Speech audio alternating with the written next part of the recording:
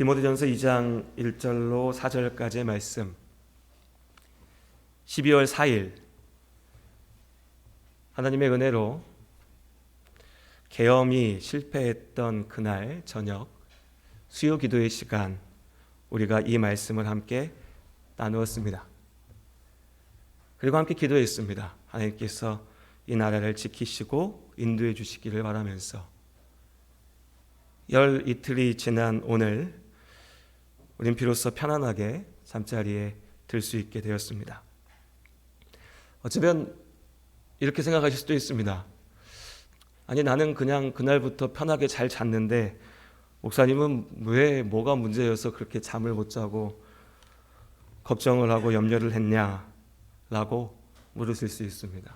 그렇습니다.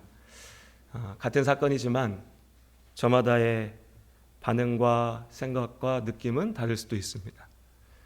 동일하게 심각하게 생각하고 또 문제라고 생각하고 걱정하고 염려하더라도 걱정이 많이 되긴 되는데 그래도 뭐 나는 잘 건 자고 할 일 해야지 하실 수 있습니다.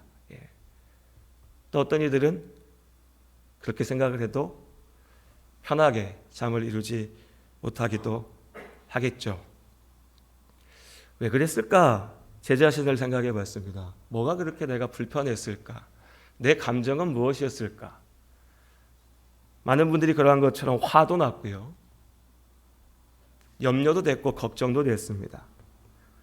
짜증도 있었고요, 복잡한 여러 가지 마음들이 있었습니다. 그런데 그 모든 감정들을 가만히 살펴보니 두려움이었습니다. 두려웠습니다. 이름도 없는 시골 목사 누가 잡으러 온다고 뭘 두려워하냐라고 생각하실 수 있습니다. 맞습니다.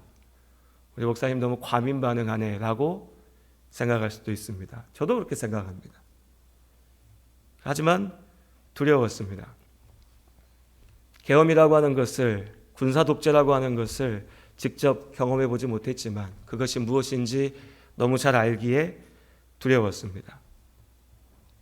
그날 그 일이 성공했다라고 한번 생각해 보죠. 그래도 우리는 예배의 자리에 모일 수 있었을 겁니다.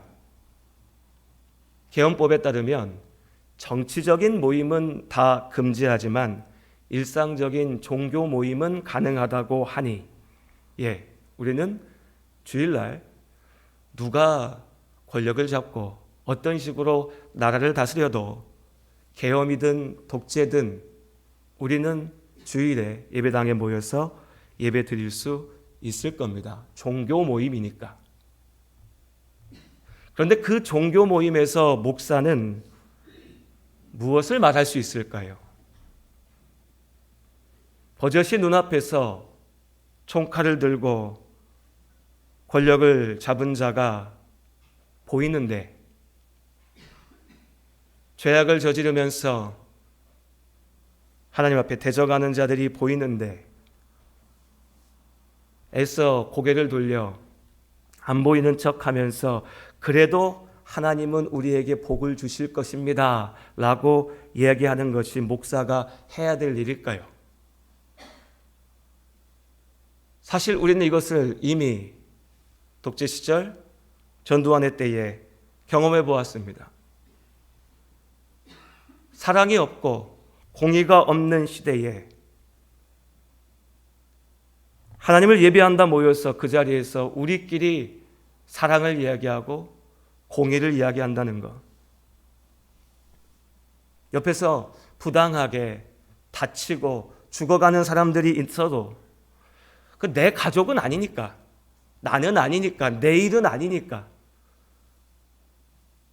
어쨌거나 내 식구만 안 다치면 되니까 애써 모른 척하고, 어쨌든지 간에 그 와중에 돈 잘 벌고 잘 먹고 잘 살고 우리 집에 별 문제 없으면 그게 복이니까, 하나님 나 예배 드리러 왔으니까 기도하니까 복 주십시오 라고 기도하면 되는 건가? 그 시대 이 땅에 많은 교회가, 목회자들이 그러했던 것처럼 정치 같은 건 모르겠고 어쨌든 우리 교회 성도 숫자 늘어나서 소위 말하는 부흥할 수 있으면 그것이 은혜고 그것이 하나님의 능력이다라고 말하면서 그렇게 모여야 되는 건가?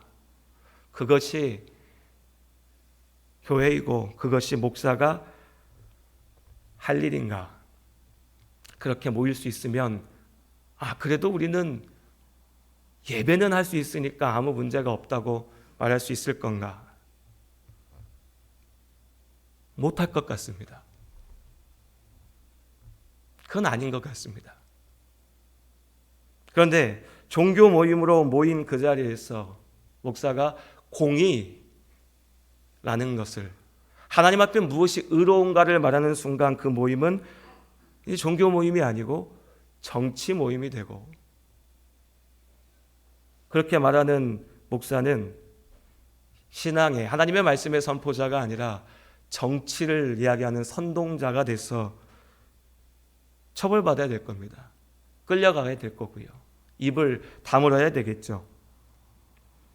그럼 어떻게 합니까? 끌려가기 무서우니까, 붙잡히기 무서우니까, 그렇게 해서 우리 교회 성도님들이 혹여라도 해를 볼까 염려되니까 매주의 예배 때마다 눈앞에 펼쳐지는 모든 불의를 보면서도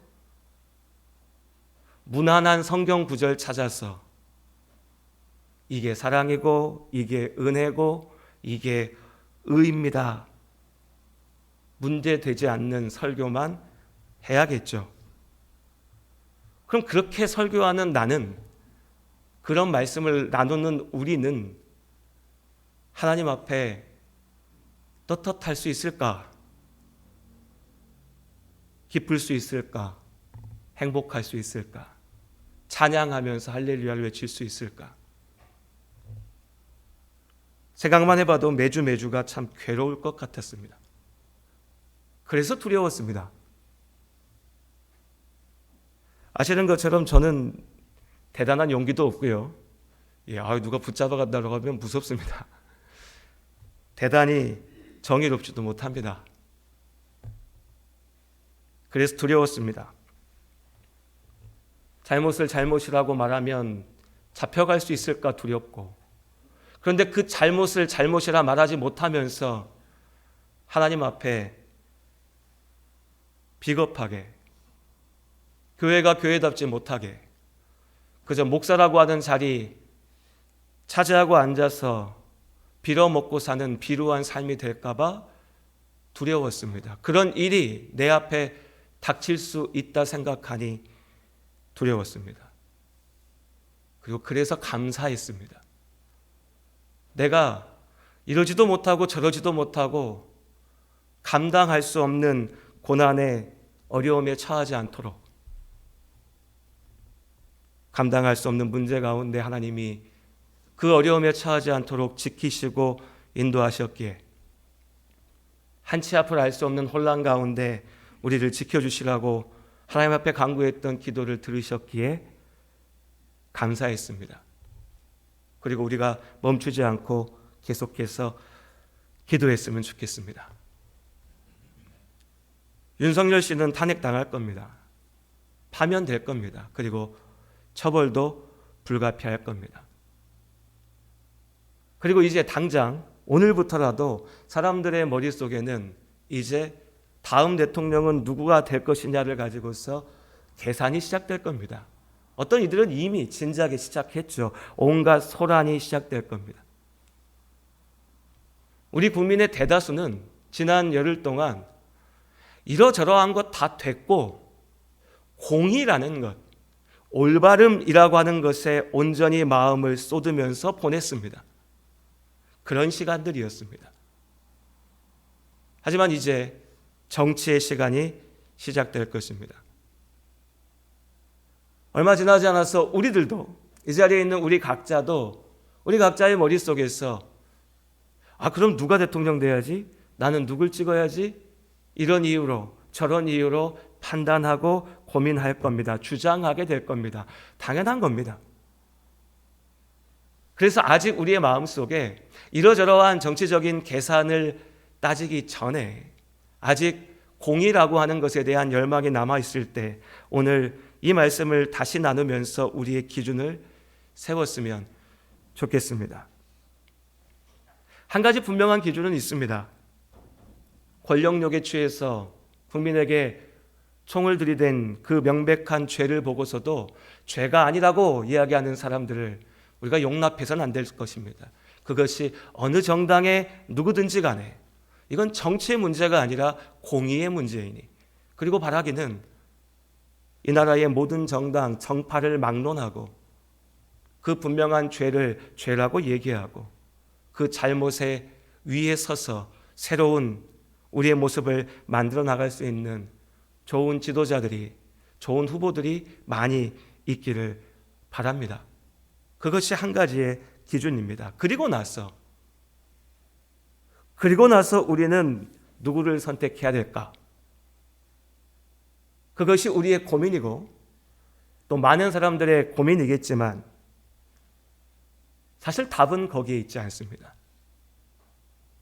누가 권력을 잡고 어떤 정당이 힘을 얻는가 거기에 있지 않습니다. 오늘 하나님의 말씀을 다시 봅니다. 우리 디모데전서 2장 1절부터 4절까지의 말씀.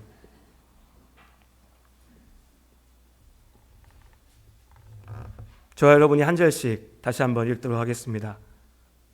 그러므로 내가 첫째로 권하노니 모든 사람을 위하여 간구와 기도와 도고와 감사를 하되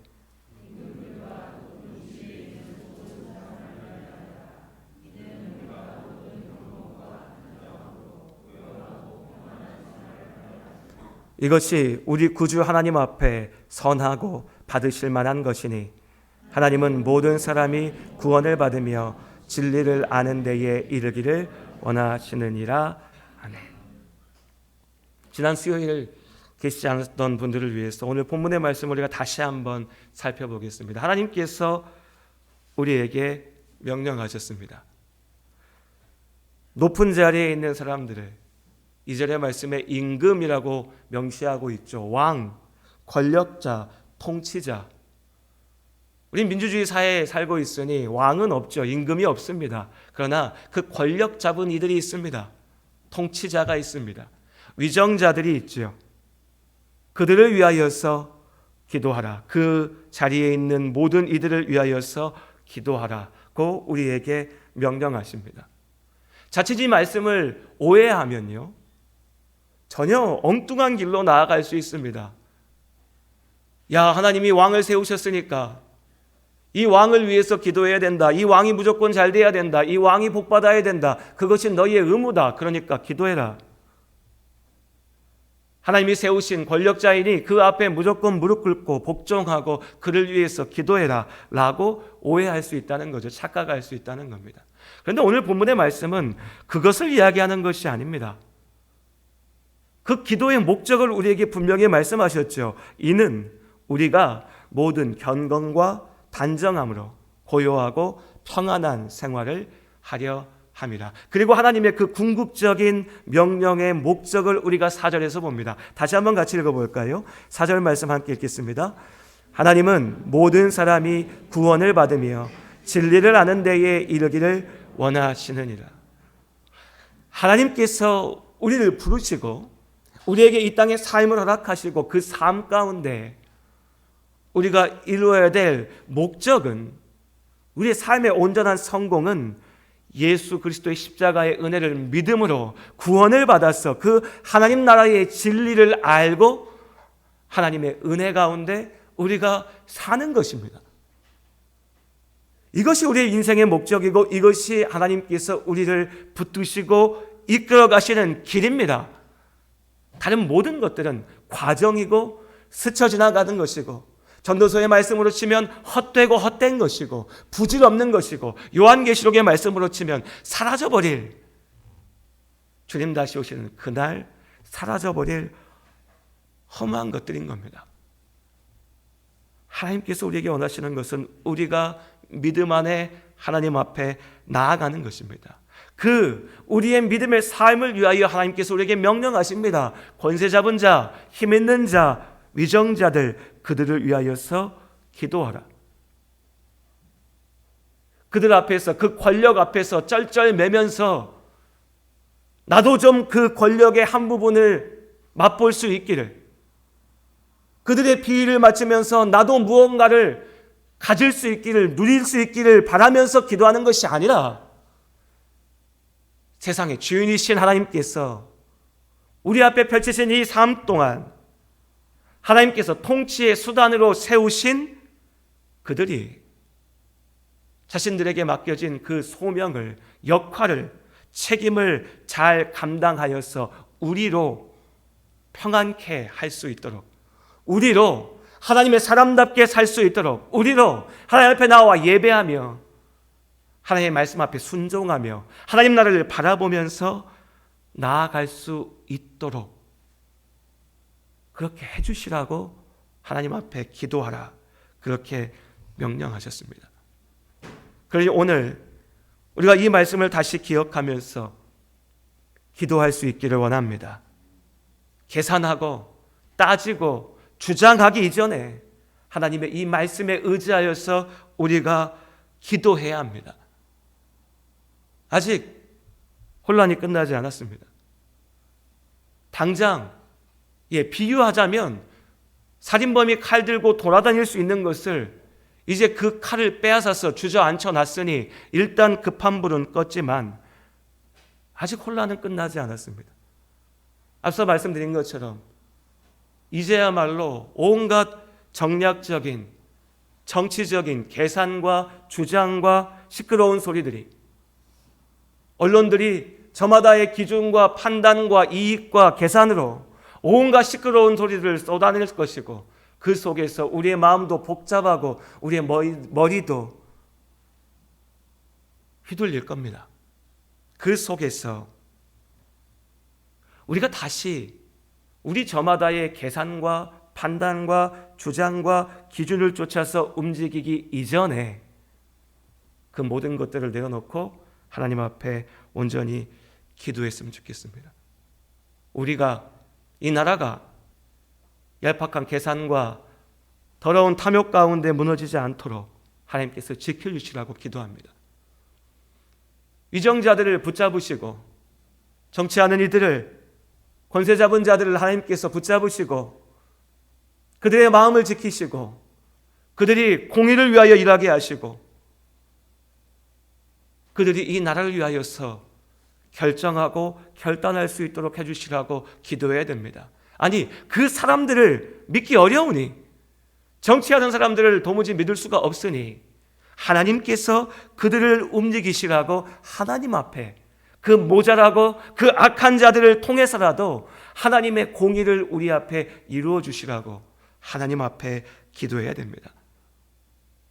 다 같이 더럽다고, 썩었다고, 정치하는 인간들 다 나쁜 놈들이라고 욕만 할 것이 아니라 그들 가운데도 하나님 앞에 무릎 꿇는 사람들이 있고 그들 가운데도 하나님 앞에 기도하는 사람들이 있으니 그들에게 지혜를 주시고 용기를 주시고 믿음을 주시라고 우리가 중보하면서 기도해야 될 것입니다.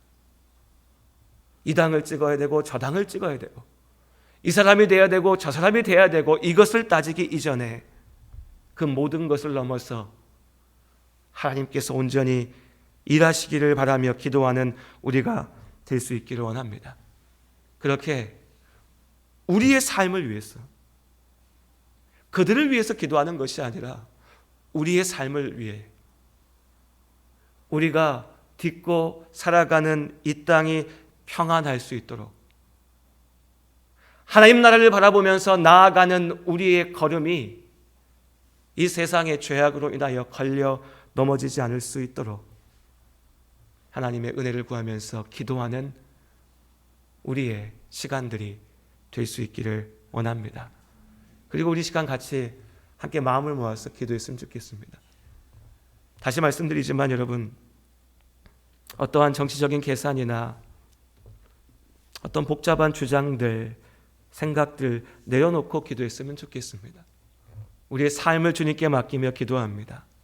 우리 주변에 여러 가지 어려움들로 아파하고 힘들어하는 많은 사람들을 위하여서 하나님 앞에 기도합니다.